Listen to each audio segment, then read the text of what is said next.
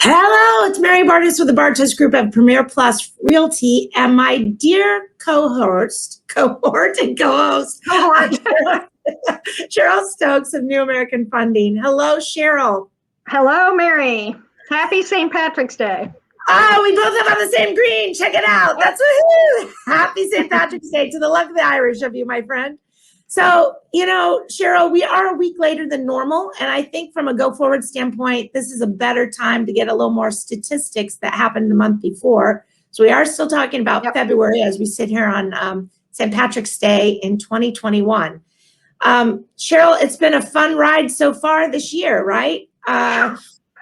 There doesn't look like there's any stopping it, and it's just a continuation of last year.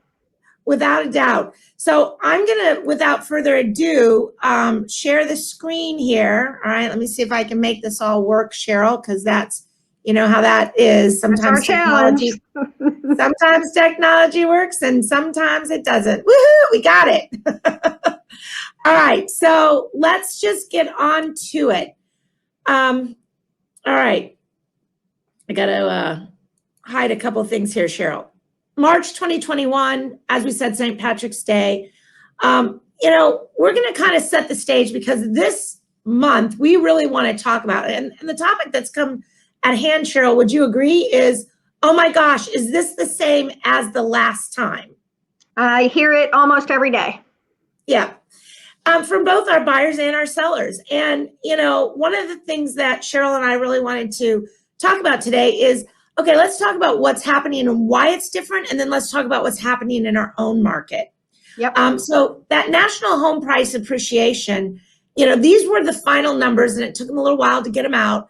But Cheryl, these are all somewhere around 10% plus or minus. Would you agree? Correct. Mm-hmm. Of just the appreciation in homes nationwide, not in our area, but nationwide. The second thing, Cheryl, talk about this that Dr. Lynn Fisher says. Let me read it to you first. House prices nationwide recorded the largest annual and quarterly increase in the history of the FHFA-HPI. Low mortgage rates, pent-up demand from home buyers, and limited housing supply propelled every region of the country to experience faster growth in 2020 compared to a year ago, despite the pandemic. And boy, is that true. Whew! Blow our hair back, Cheryl. Exactly. Really crazy. Right? And talk about that a little bit from a standpoint of, those low mortgage, what are you seeing as a lender out there with this pent-up demand? Honestly, the mortgage rates, although there was a little bit of a movement last week and the week before, and there's still a little bit of play going on, overall, the mortgage rates are still low.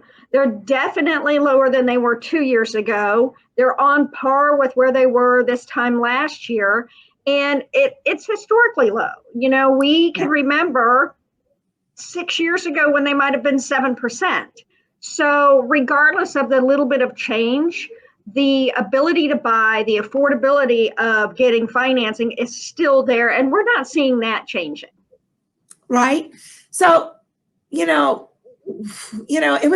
was St. Patrick's Day a year ago, Cheryl, that was when in our area the world changed, right? We weren't really sure what was going to happen. And so today marks that day when apparently I woke up, because it happened elsewhere around the country earlier, but for us, our world went, whoa, what's happening? And so kind of let's look at this as, new construction, single family housing units completed. Look at this, when we talk about 2005-ish area, right? They were building like crazy, and then they dropped for 13 years straight, and we're still below the average annual units completed. Which is why demand is so high. The affordability is there, but the number of available units is much lower. And one could say that's one of the reasons we're not going to have the problem we had before, because we're being much more conservative on our construction, much more conservative on our loan intake and the qualifications. And this shows with below average available units, the demand is going to stay high. We're not going to oversaturate the market. Well, and quite honestly, Cheryl, one of the biggest things with new construction is the cost of supplies has gone up astronomically, that the new construction is really kind of pulling back the reins, because if they quote you a price today and you go into construction and now because of supply, I can't deliver it twice as long, it takes much longer June of 22. to build. Yep. And now my prices have gone up. I'm taking a loss and I'm going to go out of business. So the smart builders are really, as you said, they're kind of dampening their ability to take new builds, Correct. which is unbelievable, which is definitely not what happened last time. So is this like last time? Well, Cheryl, look at what happened to leading up to 2006. I mean, look Correct. at these 8.5, 8.7. The annual average appreciation was 10.3. And although in 2020, we're moving into that, look at what's happened before. Annual average appreciation is 6.3. Correct. Way different. Now, you can talk to this. Reasonable lending standard here. Really, what in the world, product risk versus, actually we just don't allow that risk to be built in any longer. We talk to our clients about documentation and the ability to repay, but that is what is keeping the market healthy and keeping us from having that same situation before. We're going to document that the borrower can repay. We're going to document that they have stable income. We're going to document that they have those assets. And one of the other things you'll see is the amount invested in a new property is higher. So they have more skin in the game, so to speak, which creates less risk. It's funny, and maybe he won't want me to say this, so I'm going to say an anonymous person that was an investor of mine, right? In the height of that market said, I need a loan for $700,000. The house was $6 million, and he took home $100,000 in his pocket with limited or no documentation. We're not like that today. Cheryl, would you agree? No, absolutely not. Yeah. And check this out. As we were going into 2004, 6, and 7, look at the inventory climb and look at what's happening now. Correct. We are getting in a lower 2.1 months of inventory out there, and that's pretty average in our market, anywhere from like 1.8 to 2.2. Correct. And that's why the values are going up, because there's less available. That's supply and demand. But those values are going to remain high because we are not going to be oversaturated. You're not going to have a dramatic fall because all of a sudden there's an influx of properties out there. Without a doubt. Our buyer demand is crazy. It is. Go ahead and read First American Chief Economist Mark Fleming's quote. During the housing bubble, rapid house price appreciation was not entirely supported by economic fundamentals, which we were just talking about. But in today's housing market, nominal house price appreciation has been driven by a historic shortage of supply relative to demand and rate-driven surge in house buying power. Many find it hard to believe, but housing is actually undervalued in most markets, and the gap between house buying power and sale prices indicates there's room for further house price growth in the months to come. And that's what we were just talking about. High demand, low inventory, lots of drive to purchase due to the low interest rates. It's crazy. One of my colleagues here was a builder, continues to build back in the housing bubble. And we sell, the Bartos Group goes all the way from Marco Island up to, Fort Myers areas and Naples, clearly, et cetera. And it's interesting to me because he said, we're still not at some of the prices of land, which was what he was buying, inland land, that we were at the height of the height. Now, there's still room to go, and I'm not saying we came down and we're not back, because I know my personal home is worth more than it was in the height of the height. And definitely on the rise up. But, it's just, I find it fascinating to know that, and that really this is pure economics, right? Supply and demand. Exactly.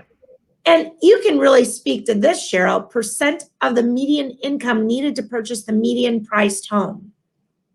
Correct. You don't need as much of your median income to purchase. You have more buying power now, which is huge. So as the prices, and we've spoken about affordability before, as the prices are coming up because the rates are staying low, you don't have a negative impact with that increase in price. The values are closer to a real value, and you're still able to afford because the rates are so low. In some cases, your payment is less than it would have been a year ago for the same piece of property. Well, I do want to give an example of this. One of my sons, both my sons are, one's an owner and the other one's becoming an owner. And do you know, Cheryl, that his mortgage payment is way less than what it would cost if he rented. So his mortgage payment all in is in the 700, and then you add in his HOA, he's in the low, and that includes insurance and taxes because he rolls it all together. He's in the low, near 1,000. Yep. If he rented a 2-bedroom, 2-bath in our area, anywhere in it, he'd be in that 1,500 to 2,000 range. Absolutely, or higher, depending on where. Yeah. Right. So home ownership is incredibly affordable and at all ages. He's a first-time home buyer, very proud of him. And his twin brother, AKA Cole, is just now buying his first place. So, home ownership is where it's at, which we love. It really is. And that's what we've spoken about so many times before, that entry-level home and home ownership and building that equity is what helps to build wealth long-term. And if you can take the opportunity to get in the market now, even with a starter place, and continue to work your way up, you build wealth over time. And it's not a wealth that fluctuates drastically back and forth. It's always good for dirt. I love dirt. So I love this quote by Odetta Cushy, Deputy Chief Economist at First American. Cheryl, it's not just a seller's market. Holy mackerel, it's a super seller's market. This is an incredible competitive home buying environment. Blow my hair back, Cheryl. I am blown away by this, with offers that are going into 3, 4 multiple offer situations in markets in Southwest Florida that have never done well with that, or said, if I'm going to play in that, I need to jump out. I'm not competing with somebody else. And these are people that are competing to get homes that they are thrilled about. And the prices are selling at prices rapidly from January that I never thought that they would sell at. Are you seeing and feeling the same way, Cheryl? Oh, absolutely. And that's why it's been so important for my clients to be fully documented and prepared, so that when they go into that situation, they're ready to go, because they've got to be prepared to qualify for wherever they land. Without a doubt, because you know what? As a listing agent, I really don't want to know that you're going to provide me something later. If I've got 3, 4, 5 offers, I want to see proof of funds or a letter of introduction if you're going cash, and I want to see a pre-qual that I can call the lender, like yourself, and say, hey, is this person real? Is this real paper? Is this something that I can go back to? You can count on, if we take it off the market for any little bit of time, we lose days on market. It's crazy. Right. Well, I love this slide, Cheryl. I am putting this all over social media, my friend. That is the super seller's market. I might even change one of my pricing strategies to the super seller market. So what's happening in our area? Now, I don't have a lot of slides on this today, Cheryl, because we've been talking about different things. But here's what I do want to tell you about.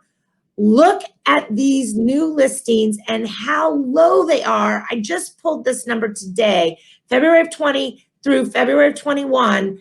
And I don't know if you can see this, if it's too small, maybe I should have made it bigger.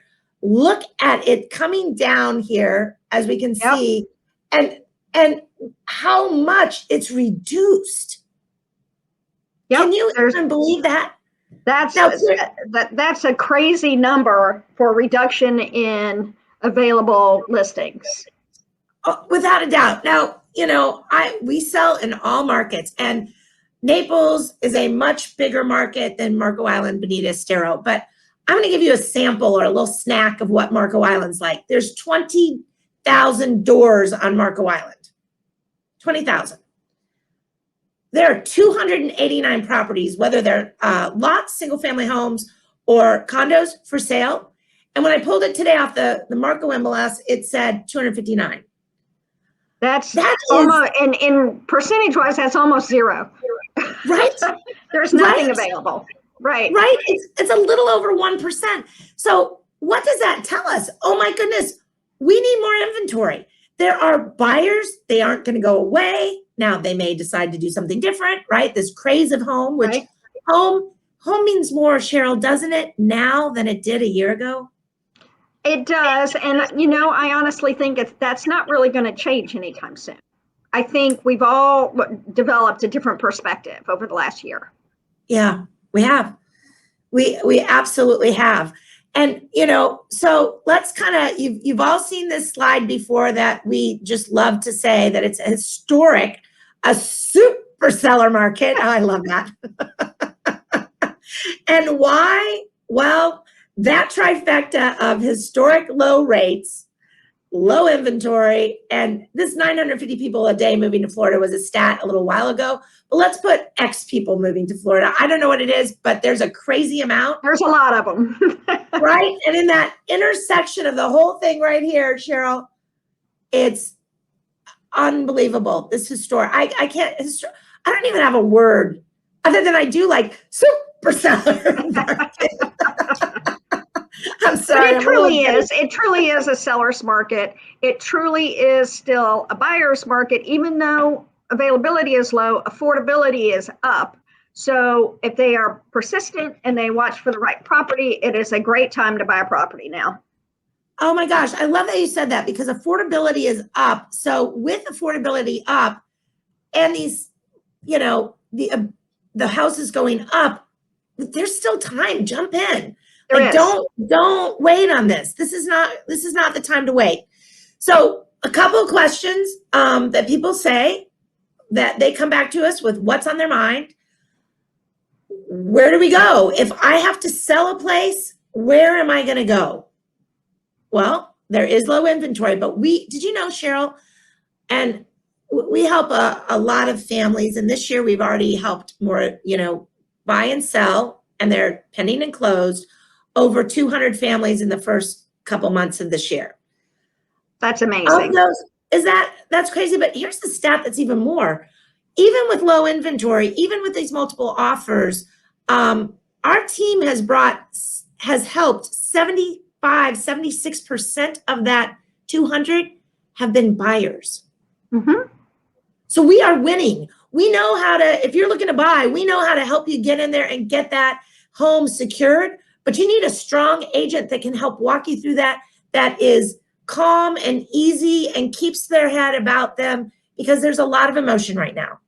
There's a lot of emotion, and with those multiple offers, there's a lot of negotiation, and you really have to know how to get through that process. It's not something you can do on your own. No. And so if you want to sell, where will we go? Well, we can negotiate in something, if this is your primary, to get you some time extra so that we can get you into the new place. I mean, there's a lot of things we can do, a lot of strategies that we have. You just got to call and ask. Appraisals, Cheryl, this is your bread and butter. Talk about appraisals. What's happening there? Well, appraisals are something that we spoke about last spring, and we are right back in that same ballpark. It took a while as we get a bump in value for the homes. We don't have sold comps yet to equate to the appraisals. So number one, sometimes the appraisals are lower than maybe the true value of the home is, and we have to be prepared for that instance. The other thing is, with this high demand, the appraisers are very, very busy. So you have to expect that those appraisals are going to take a little longer than they ordinarily would, because these appraisers are wanting to make sure their reports are true, are accurate, are the best they can provide. So we've got a little bit of catch up going on again, and we will. We did, June of last year, and we will again now. Yeah, for sure. But we have to be prepared for that. And with a good agent, whomever you choose, the Bartos Group, we go in and we meet the appraiser at the property. We're giving them the comps. We're talking through. We show them multiple offers. Whether they use them or not, that I can't speak to that, but at least we're there on behalf of our homeowner to make sure that we have the best chance of getting our appraisal through. We, knock on wood, I don't even have any wood in my desk here, Cheryl, but knock on wood, have not had many, if any, appraisal issues recently. Yeah, it's not a problem. It's an occasional occurrence that you have to just be aware of. Yeah. Concerns with people in my home. There's still some of that. There's still some of that. You know, we're not quite out of the COVID battle yet. But as you know, there are lots of ways to get around that. How many files did we have last year where it was 100% from start to finish virtual? And those opportunities are still available. It is still happening at every single price point. We take a 3D walkthrough if we can get into the property and, you know, video and aerials, etc. But we're FaceTiming people or video conferencing if they don't have an iPhone and getting them into the phone. And the number of properties that we're selling in that way is incredible. I've got to go back and get a statistic, but you know, on that. But I want to say 20%. I mean, it's crazy. Easily. The number of people that we're buying without ever seeing the property, which is amazing. I mean, we just did one for, you know, in a luxury home, $1,650,000. Never saw the property. He's not even going to be here for the inspection. Right. Right. And it's quite common. Yeah. This isn't someone we knew before. This is a brand new client coming into us and just felt trust and the ability that we would, you know, steer him in the right direction. And therefore he's doing that. So, you know, that's one. You know, Cheryl, I always kind of leave with this slide. Is it time to move? You know, that to me is really the $1 million question, so to speak, right? Is it time to move? I don't know. I mean, only, you know, you can answer that if you're looking to sell or buy, but boy, I can't think of a better time to do it than right now. I mean, and we discuss this every month, and it is a question that you as a buyer or a seller have to decide for yourself. But I think you should recognize that there are opportunities both directions. And if you're at a point in your life where you would like to buy and move up or buy and move down, downsize, or get into the market as a first-time buyer, now's still the time because the rates support that. The affordability supports that. And if you're a seller, it's definitely time. Because if you have decided you would like to sell and maybe take your equity out or sell and take that equity and downsize and pay cash next time, I mean, this is the time to take advantage of that opportunity. You know, Cheryl, you mentioned that because, first of all, hey, Jamie Engel, we'll talk to you first here in Isla Mirada. We have 6 single-family non-waterfronts available that are listed under $1 million and only 1 single-family waterfront home that is listed under $1 million. Let me tell you, Jamie Engel, thank you. My hat off to you, Jamie Engel. She just helped a client of ours in the Keys get under contract quickly, and thank you for that. But like really clearly, the single family homes they need down there. And Cindy Castro DeRusso, thank you for your wow. I think that was back to what's happening in our market from that perspective. So thank you for commenting on that. You know, Cheryl, you brought up something that I am blown away with. I've had 2 clients in the last few weeks to not be named, right? To remain nameless. That one has growth of over, now these are high-end properties, you know, the luxury homes in any market, but in 2 years, a 67% increase in value.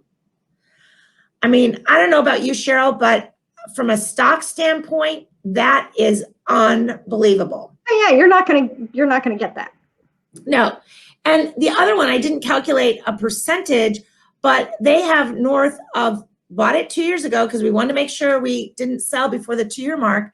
They have over 400,000 in equity just built up in a 2-year period on a roughly 700. So almost I want to say it's probably in the same range, which is unbelievable. Unbelievable. So if you it really is an opportunity for everybody. Without a doubt. If you're a seller that want, and maybe you want to do 1031, I've got somebody now that is doing a 1031 and we're trying to secure the property so that the whole thing can work out, right? But hey, Jamie Engel, happy to assist your referral clients. Jamie Engel down in the Keys, my friend. So if you're watching any of my realtor friends, please ping her because she can help you down there. But if you're looking to sell, you can do a 1031 exchange into a new property. You can also do a reverse 1031 exchange. If you don't know what those are, make sure you ask us. So from my investors or people that just want to get out, maybe you're just enjoying something else where you want to be somewhere else. You know, one of my clients just bought their dream home that they want to retire in. And they're moving on with an asset just 2 years ago that they bought. And those 67% increase is unbelievable. So if you are a seller out there, as Cheryl said, everybody's looking at different things.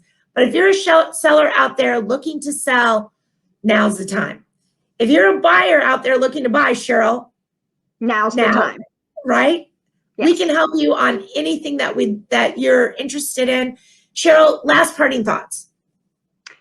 Last parting thoughts. I think that it's just an incredible opportunity. It was last year. Nobody expected it. I think it's going to remain that way for as far as we can see this year. And I think we really have to just think about what our goals are, what we want to do. You were talking about people retiring. You know, one of the things that I hear a lot from my clients who are retiring and coming here is that this is a dream we've always had, and we weren't sure we were going to have the opportunity. We're on fixed income and we have a set amount of funds, and we didn't think that this was going to come along. That affordability, even for that client, is huge. So I think the parting thought is, if you're even considering it slightly, you need to talk to a realtor, you need to talk to a lender, and just see what your options are. Because if you haven't purchased or sold in 20 years, times have changed, and you shouldn't have a set idea of what you can and can't do. You should go do the research and find out. And I think both of us can help those clients get to their end goal. Yeah. Yeah. Jamie Engel put up here such great information from both of you. Thanks for this. Thank you, Jamie Engel. Always a pleasure to work with you. I think as the last parting comment, Cheryl, I'm spot on. You know, if you tried to sell your house a while ago, now's the time. You know, if that didn't work out for you, whether you call us or someone else, now is the time. Yep. This is a great historic time in Southwest Florida to sell. It used to take us 9 months to have a baby, and it took us 9 months plus to sell a house. Well, guess what? If something that stays on the market for 2 weeks, we're like, oh my gosh, what's wrong with that property? And there's nothing wrong with it, right? There's nothing wrong with it. So if you're thinking about selling, I keep bringing that back to, please contact us. We'd welcome the opportunity. Our information is below. And if you're thinking about buying, boy, we have a great lender, Cheryl Stokes. She can have a conversation with you, walk you through that process, understand it, and we can get you in position to win a multi-offer. Well, absolutely. Cheryl, we're 30 minutes in. I'm always going long. Until next month, we're going to move this tentatively to the third week of the month because it allows us a little bit more time to get information. And we sure do look forward to seeing you and talking to you. Feel free to call us or PM us. We'd love to talk. Ciao. Ciao.